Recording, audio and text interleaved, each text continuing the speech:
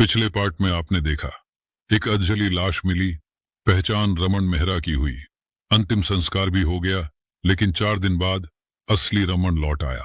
अब आगे आरव के हाथ में वो तस्वीर थी, रमन और आरदो एक साथ। लेकिन बात इतनी सीधी नहीं थी। फोटो में पार्सल के डब्बे पर तारीख थी 7 मई, लेकिन रमन का असली जन्मदिन 9 मई को था। आरव ने कहा, ये फोटो एडिट की गई है, या फिर ये एक और लेवल का माइंड गेम है। उसी रात रमन की कार का जीपीएस अचानक एक्टिव हुआ। लोकेशन मिली नोएडा के बाहर एक पुराना होटल ब्लू डोर। आरव और उसकी टीम वहां पहुंचे, लेकिन कमरा नंबर 204 में कुछ जलने की बू आ रही थी। दरवाजा तोड़ा गया। भीतर दीवार पर एक प्रोजेक्टर स्क्रीन चल रही थी, उसमें एक वीडियो। अगर मैं तुम्हारी यादों में बस जाऊं तो क्या तुम मुझे मिटा पाओगे? फिर स्क्रीन पर आरदो का चेहरा, रमन के चेहरे जैसा ही, लेकिन आंखों में नफरत की आग। मैं अब सिर्फ तेरा डुप्लीकेट नहीं हूं, मैं तेरी पहचान का मालिक हूं। वीडियो खत्म हुआ। नीचे एक और नोट, आरदो अब सिर्फ नाम नहीं, एक मिशन है। अगला कदम, तुम्हारे नाम से जुड़ी हर चीज मेरी होगी। अगला निशाना, तुम्हारा दोस्त मयंक। रमन चौंक गया। मयंक, उसका बचपन का दोस्त, जो उसके बैंकर और लॉयर दोनों की भूमिका निभाता था। उसी रात मयंक के अपार्टमेंट में हमला हुआ। किसी ने उसके लैपटॉप से रमन की डिजिटल सिग्नेचर चोरी करने की कोशिश की, लेकिन मयंक जिंदा बच गया। उसने सीसीटीवी फुटेज से एक झलक देखी।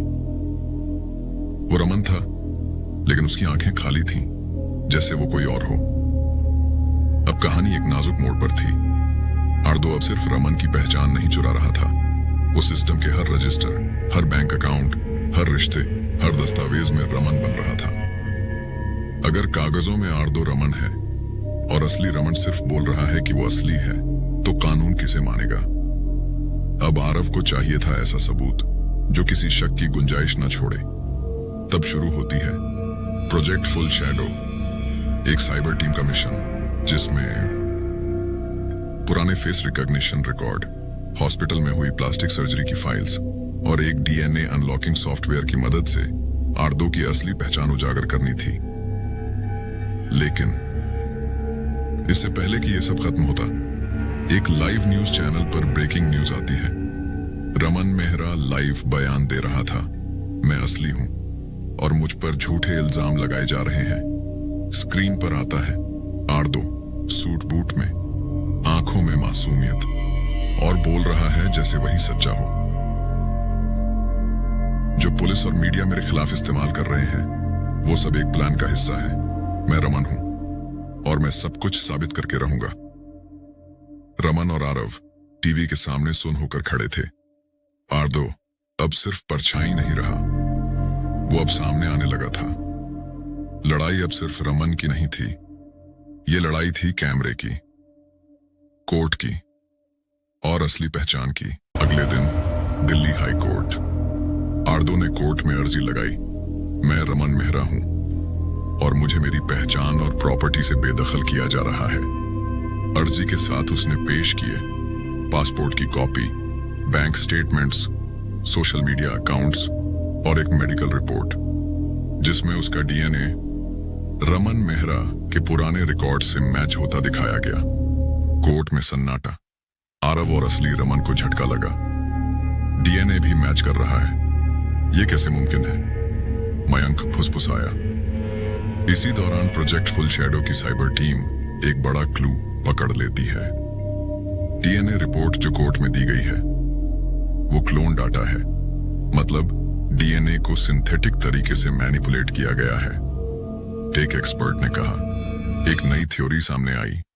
आरदो सिर्फ प्लास्टिक सर्जरी नहीं, बल्कि बायो आइडेंटिटी हैकिंग का हिस्सा था। रमन को याद आया, 1 साल पहले उसने एक हेल्थ स्टार्टअप में अपना डीएनए सैंपल हेल्थ प्रोफाइलिंग के लिए दिया था। क्या आरदो ने वही डेटा हैक कर लिया? क्या मेरी जिंदगी का हर डेटा अब उसके पास है? अब आरव ने फैसला किया, आरदो को पब्लिक में ही बेनकाब करना होगा।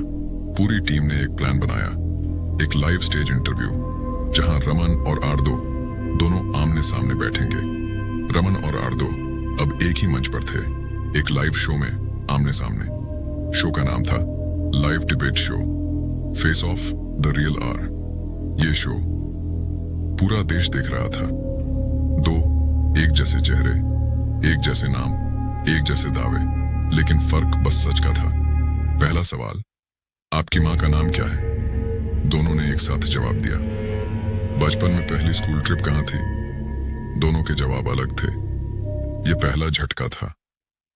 फिर एक साइबर एक्सपर्ट बोला, हमने दोनों व्यक्तियों की आर्टिफिशियल डीएनए रिपोर्ट और ओरिजिनल रिपोर्ट की तुलना की है।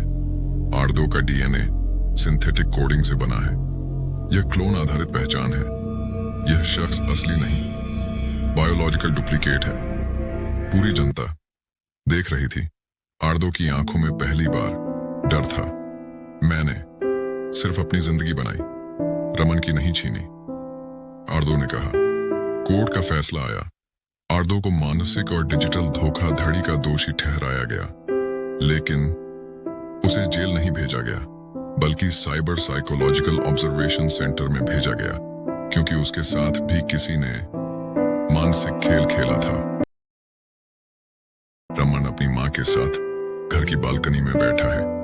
वो अपनी मां से कहता है, वो मेरी पहचान चुराना चाहता था, लेकिन शायद उसे अपनी कभी मिली ही नहीं। और आरव दूर खड़ा केस फाइल बंद करते हुए सोचता है, पहचान चुराई जा सकती है, यादें नहीं।